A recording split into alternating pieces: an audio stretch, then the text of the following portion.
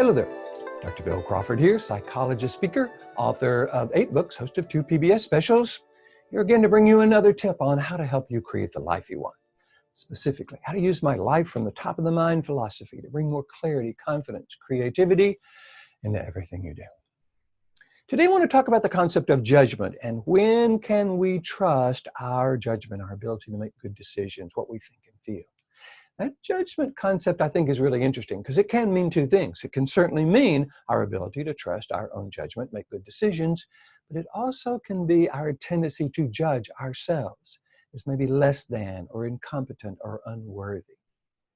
And I think for those of you who follow my life from the top of the mind philosophy, you know these 2 definitions, these 2 perspectives on judgment actually come from different parts of the brain. So for those of you who know, you've got these lower brains called the brainstem. This is where our fight or flight responses are located. Upper 80% of the brain is what I call the top of the mind. It's called the neocortex. This is where we have access to our clarity, confidence, creativity, compassion, our ability to make good decisions. What's really interesting about the brain is the middle brain. It's called the limbic system. We can just call it the middle brain. What's going on in this middle brain, its mission on the planet is to keep us alive as a species. So it has a tendency to scan the environment looking for anything dangerous or anything negative.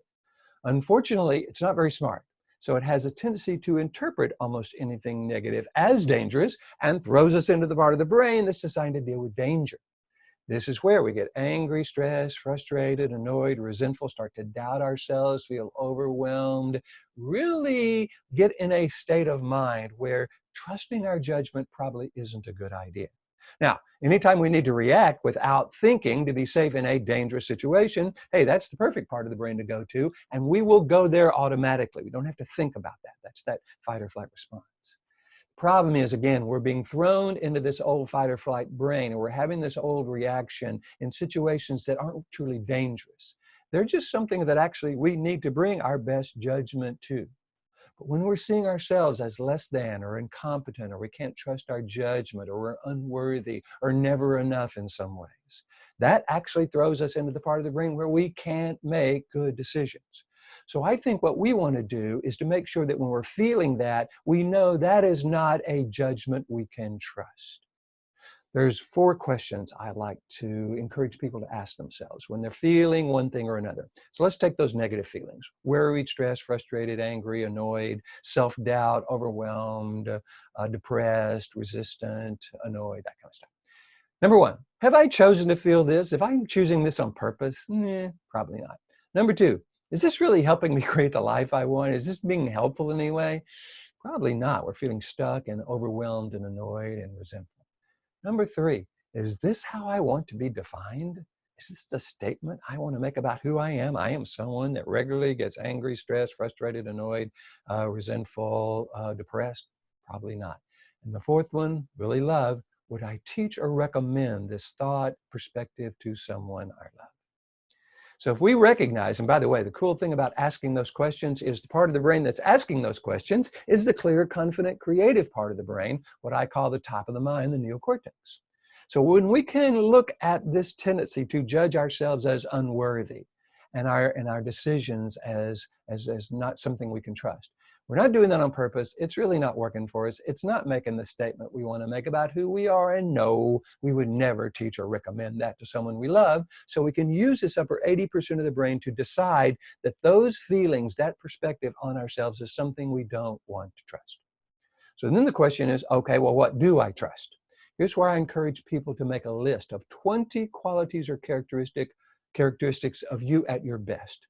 If you're having trouble coming up with 20, ask your friends, ask your family. But what you want to do is create a real clear sense of your own worth and value, the part of you that you can trust. This clear, confident, conscientious, loving, caring, purposeful part of you that you absolutely can trust. Because what we don't want to do is try to not feel worried, stressed, frustrated, anxious, because that has us feeling worried about being worried or anxious about our anxiety. One of my YouTube videos on my channel is my anxiety is making me anxious. So we don't want to get down there and try to stop these negative behaviors, because that's trying to use our worry and our fear and our anxiety to deal with worry, fear, and anxiety. Instead, we want to recognize that that's just coming from the lower 20% of the brain. Might be perfect in a fight or flight situation, but isn't serving us right now, isn't the statement we want to make about who we are. We would not recommend this to someone we love. So we look at this list of 20 qualities and characteristics, and we choose 2 or 3 that really do represent how we want to be thinking and feeling right now. Confident, conscientious, caring, loving, whatever it is. Those we can trust. And we can think of a time in the past when we were feeling confident and conscientious, caring, loving. Who am I when I'm that way? What's my tone of voice like? How am I thinking about myself and the world when I'm coming from this clear, confident, creative part of who I am? Any image we hold in our mind triggers actually a chemical change in our body. So when we're holding on to an image of ourselves as less than and dysfunctional and somebody we can't trust, we're actually triggering stress chemicals like adrenaline, noradrenaline, and cortisol. When we're holding an image of us clear and conscientious and confident and loving and caring, we're triggering serotonin and endorphins. So each part of the brain triggers different chemicals, and that actually changes how we feel. We have to change the thought first before we can change the emotion, because we can change thoughts quicker than we can change emotions. So we want to recognize that I'm having this emotion, I'm having this perspective, but it's not been chosen on purpose, it's not working for me, it's not the statement I want to make, I would not recommend it to someone I love. We choose purposefully a quality or characteristic, 2 or 3 that are purposeful, that we would recommend to someone we love, that does help us create the life we want, that is the statement we want to make about who we are. The model actually spells pest. I'm not real crazy about the fact that it spells pest because it's kind of negative, but I can't think of any other thing to spell. So purposeful, effective makes the statement, the S statement, and teach to someone we love. Purposeful, effective, statement, and teach. That's what we want to use to determine what are the qualities and characteristics we want to trust. What are the parts of us that we want to trust? What part of the brain do we want to trust? Once we decide we want to trust this clear, confident, creative upper 80% of who we are, then we can begin to say, okay, if I were living life and trusting that, what kind of decisions would I be making? How would I be thinking? How would I be feeling? How would I be creating my experience of life? So I'm hoping you're getting some good information about about how we can trust our judgment. We can trust our judgment when we're coming from the clear, confident, creative part of who we are. When we're coming from that lower brain, however, the only time we want to trust that judgment is when we're in a dangerous, physically dangerous situation and we need to react without thinking. Frankly, that's almost never. So I'm suggesting what we do is recognize that when we find ourselves in this lower brain, that's not a judgment we can trust.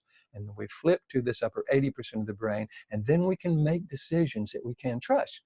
You know, even if it turns out to be the wrong decision, sometimes we don't know what the right decision is, but we can trust that we're making it from this upper 80% of the brain. And then if it turns out not to be the right decision, we can make another decision from this clear, confident, creative part of the brain without beating ourselves up. This is what I teach. I get to go around the world teaching people my life from the top of the mind philosophy. This is what the book is about. By the way, the book is on Audible now for those of you who like to listen. Hey, if you would like me to come and teach this to your organization, your school, your family, you as an individual, all you got to do is go to my website, billcrawfordphd.com, or just Google Bill Crawford, PhD. I'll come up on the first page. Hit the contact button. Let me know what you're interested in. Love to talk with you about that. If you're liking these videos, please hit the like button. You know, that tells folks how other people like it. If you feel it's valuable to your friends, share it. You can subscribe on YouTube, follow me on Facebook, connect with me on LinkedIn, follow me on Twitter, subscribe on iTunes. I try to post these on all the social media so it's available as much as possible. So if this is helpful, kind of stay connected. Let's figure out a way to collaborate. Let's figure out a way to help you become more clear, confident, creative in everything you do. And I look forward to seeing you in the future.